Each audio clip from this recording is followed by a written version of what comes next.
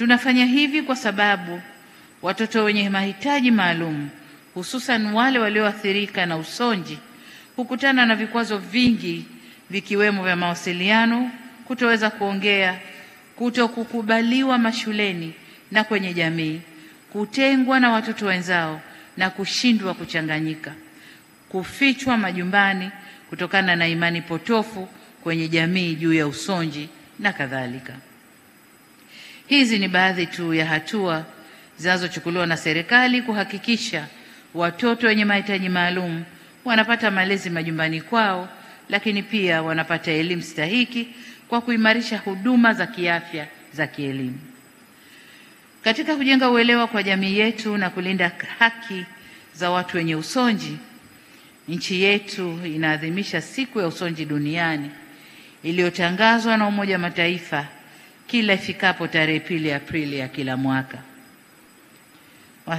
Mwashamu Baba Askofu, nimependa sana mstari uliousoma unaosema amin, amin, nawaambia, kadri mlivyowatendea mmojawapo wa hao ndugu zangu walio wadogo, mlinitendea mimi.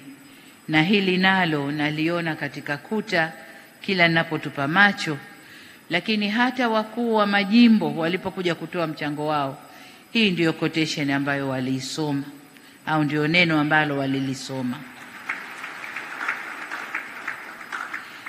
Sasa ujumbe huu ndio uliobeba dhima nzima ya harambee hii, kwamba sote tunawiwa kushiriki katika kuwajali watu wenye mahitaji maalum, lakini pia wenye mahitaji ya kawaida katika jamii yetu. Kwa kazi hii muhimu mlioianzisha, mmeonyesha kutekeleza mafunzo ya maisha na matendo ya miujiza ya Yesu Kristo. Hamjaishia tu kuwaonesha huruma na kuwahudumia kiimani, bali kama Yesu Kristo alivyowasaidia na kujibu mahitaji ya waliokuwa wagonjwa, na nyinyi pia mmesimama kuwatetea na kuwawezesha wenye mahitaji maalum waishi maisha bora. Mmetukumbusha kuwa kuwalisha wenye njaa, kunywesha wenye kiu na kuwakarimu wageni, kuvika wasio na nguo na kutembelea wagonjwa ni jukumu letu sote. Sasa mbali ya haya niliyoyataja, lakini nilikuwa namsikiliza katibu mkuu wa dayosisi hii, ametaja mambo kadhaa ambayo kanisa hili linafanya katika sehemu mbalimbali chini kwetu Tanzania. Sasa ndugu zangu, huu ndio utumishi wa dini huu.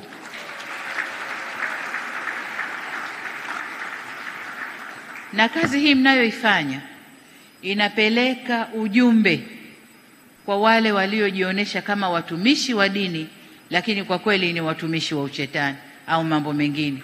Kwa hiyo huu ni ujumbe muhimu kwao. Utumishi wa dini ndio huu: kuwajali wenye mahitaji, kufanya mambo